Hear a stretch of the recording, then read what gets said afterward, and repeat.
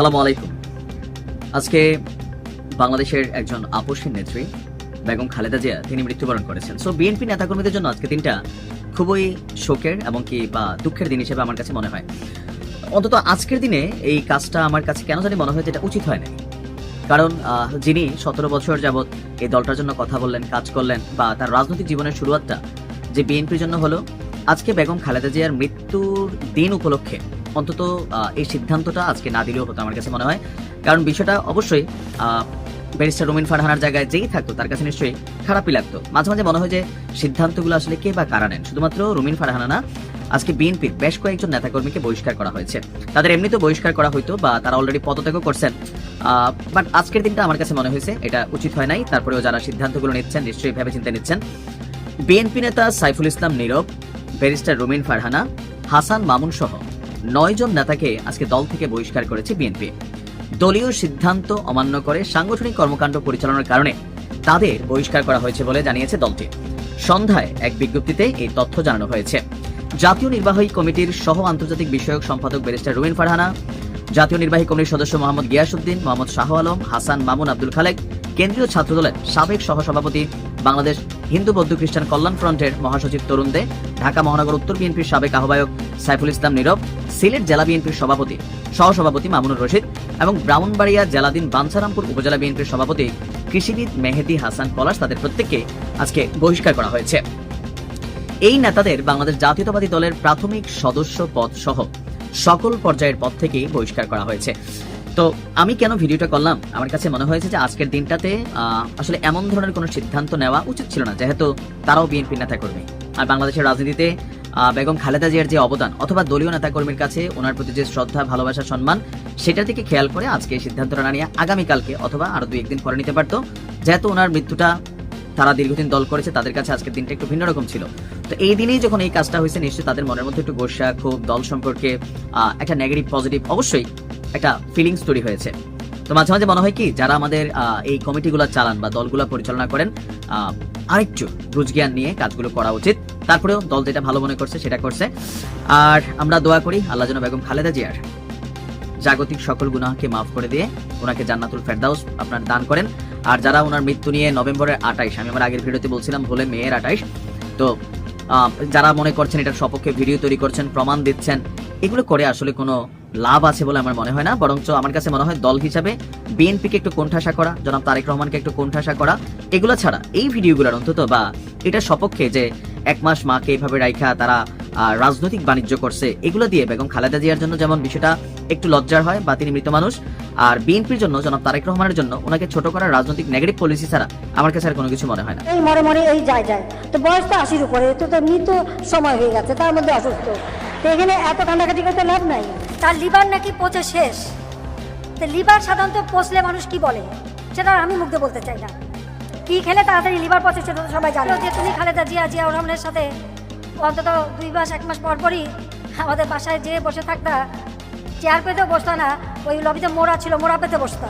জিয়াউর রহমান ছিল matric pass, Khaleda Zia matric fail, তবে বোমা মারা, গ্রেনেড হামলা, লুটপাট, মানি লন্ডারিং, টাকা চুরি, দুর্নীতি, এতিমের অর্থ আত্মসাৎ, এতে তারা এক্সপার্ট। যখন জিয়াউর রহমান ঘরে তুলতে চায়নি, প্রতিদিন তো আমাদের বাসায় যে কান্নাকাটি করতাম। সেদিন প্রতিজ্ঞা করেছিলাম যে ওই ক্যান্টনমেন্টে বসবাস করতাম না, যেদিন সবাই প্রোভাইড করে দেবো। খালেদা জিয়া অসুস্থ, তাকে বিদেশে পাঠাও, আল্লাদের আর শেষ নাই। তাকে আমি তার বাসায় থাকার সুযোগটা করে দিয়েছি। এখন উনি সেজে গুজে মেকআপ নিয়ে একেবারে বুটু রেখে হাসপাতালে যান, আর এদিকে তার ডাক্তার আবার রিপোর্ট দেয় খুবই খারাপ অবস্থা, মানে একটা নাকি যায় তার লিভার নাকি পচে শেষ। তো লিভার সাধারণত পচলে মানুষ কি বলে সেটা আমি মুখ দিয়ে বলতে চাই না। কি খেলে তাড়াতাড়ি লিভার পচে সেটা তো সবাই জানেন। তুমি খালেদা জিয়াউর রহমানের সাথে অন্তত 2 মাস 1 মাস পরই আমাদের বাসায় যেয়ে বসে থাকতা, চেয়ার পেতেও বসতা না, ওই লবিতে মোড়া ছিল, মোড়া পেতে বসতা। যখন জিয়াউর রহমান ঘরে তুলতে চায়নি, প্রতিদিন তো আমাদের বাসায় যে কান্নাকাটি করতাম। আমার বাবার বদলতে তুমি জিয়াউর রহমানের স্ত্রী হিসেবে পরিচয় দিতে পেরেছো বলে বড় আগে জিয়া ছেড়ে দিয়েছিল। জিয়ার আবার নতুন গার্লফ্রেন্ডও ছিল, তাকেও সরিয়ে দেওয়া হয়েছিল এবং তার সংসারটা রক্ষা করে দিয়েছিল আমার বাবা। তখন তো মোড়া আমাদের বাসায় যে মোড়া পেতে বসে থাকতো। আরে আমার বাবা দেশ স্বাধীন করেছিল বলেই না এই ক্যান্টনমেন্ট। আর ওই মেজর জেনারেল প্রমোশনটা তো আমার বাপেরই দেওয়া ছিল। আর আমি ক্যান্টনমেন্টে ঢুকতে আমার বিরুদ্ধে মামলা।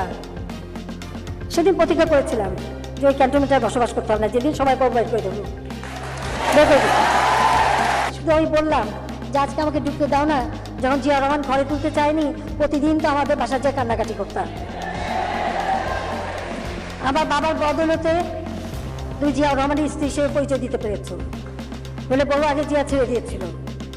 জিয়ার আবার নতুন গার্লফ্রেন্ডও ছিল, তাকেও সরিয়ে দেওয়া হয়েছিল এবং তার সংসারটা রক্ষা করে দিয়েছিল আমার বাবা। তখন তো মোড়া আমাদের বাসায় যে মোড়া পেতে বসে থাকতো, এই মরে মরে এই যায়। তো বয়স তো 80-র উপরে, তো মৃত্যু সময় হয়ে গেছে, তার মধ্যে অসুস্থ। তো এখানে এত কান্নাকাটি করতে লাভ নাই। বিএনপি নেত্রী খালেদা জিয়া তিনি নাকি পরীক্ষা দিয়েছিলেন, ম্যাট্রিক পরীক্ষা, তাতে পাশ করেছিলেন অঙ্ক আর উর্দুতে। কারণ উর্দু পাকিস্তানের ভাষা, এটা তার খুব প্রিয় ভাষা। আর অঙ্ক তো আবার টাকা গোনায় লাগে, তাই ওটাই ভালো বোঝে, কাজে ওটাই পাশ করেছে, আর কিছুতে পাশ করতে পারে নাই। জিয়াউর রহমান ছিল matric pass, Khaleda Zia matric fail, আর তার ছেলে কয়েকবার বিভিন্ন স্কুল থেকে এক্সপেল হয়ে শেষে শোনা যায় কোন এক অখ্যাত জায়গা থেকে নাকি একটা সার্টিফিকেট জোগাড় করেছে, কিন্তু কি পাশ করেছে তা কেউ বলতে পারে না। তবে বোমা মারা, গ্রেনেড হামলা, লুটপাট, মানি লন্ডারিং, টাকা চুরি, দুর্নীতি, এতিমের অর্থ আত্মসাৎ, এতে তারা এক্সপার্ট। 31/1/2 এই 3 দিন রাষ্ট্রীয় শোক, আর আগামীকাল সরকারি ছুটি। আর রাষ্ট্রীয় মর্যাদায় তা বেগম খালেদা জিয়ার দাফন কাফনের ব্যবস্থা করা হবে।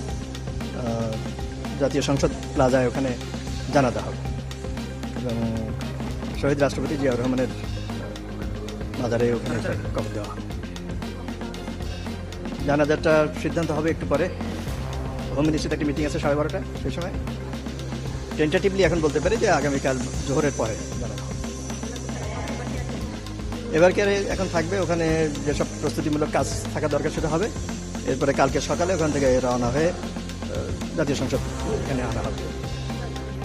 রাইট, ওখান থেকে সকালে নিয়ে মেইন রোড দিয়ে আনার চিন্তা ভাবনাই আছে। সেখানে হয়তো একটু সময় বেশি লাগবে, এটা মাথায় রেখেই প্ল্যান করা হচ্ছে। কালকে সাধারণ ছুটি নির্বাহী আদেশ। না আপাতত আর কোনো সিদ্ধান্ত দরকার নেই, একটাই হবে জানবো, সংসদ ভবন। রাইট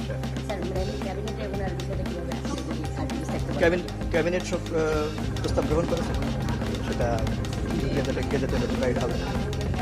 আর আমরা ওই তার পরিবার এবং তার সংগঠন এই দুটোর সাথে কোঅর্ডিনেট করে কাজ।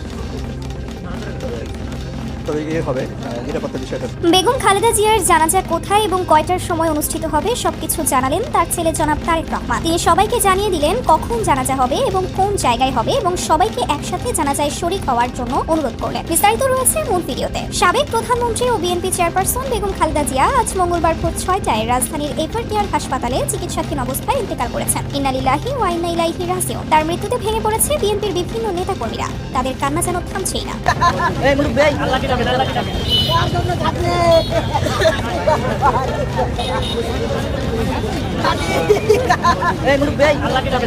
এই দিয়ে তার জানাজার বিষয়ে উল্লেখ করা হয়। আগামীকাল বুধবার বাদ জোহর মানিক মিয়া এভিনিউয়ে খালেদা জিয়ার জানাজার নামাজ অনুষ্ঠিত হবে এবং পরে তাকে রাজধানীর শেরে বাংলা নগরে জিয়া উদ্যানে তার স্বামী এবং সাবেক রাষ্ট্রপতি জিয়াউর রহমানের কবরের পাশে দাফন করা হতে পারে বলে জানিয়েছেন দলটির স্থায়ী কমিটির সদস্য সালাউদ্দিন আহমেদ। আজ মঙ্গলবার গণমাধ্যমকে তিনি একথা জানান। তবে এই বিষয়টি এখনো পুরোপুরি সঠিক নয়। যদি জায়গা কিংবা সময় পরিবর্তন হয় তাহলে আমরা আমাদের এই চ্যানেলে ভিডিও আকারে তা জানিয়ে দিব।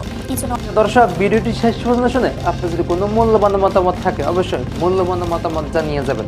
যারা চ্যানেলটি এখনো সাবস্ক্রাইব করেন নাই চ্যানেলটি সাবস্ক্রাইব করে দিবেন, লাইক কমেন্ট শেয়ার করে সাথে থাকবেন। তো ভিডিওটা এই পর্যন্ত ছিল, দেখা হচ্ছে পরবর্তী অন্য কোনো ভিডিও নিয়ে। সেই পর্যন্ত সকালে ভালো থাকবেন, সুস্থ থাকবেন এই কামনা করছি। আসসালামু আলাইকুম ওয়া রাহমাতুল্লাহ।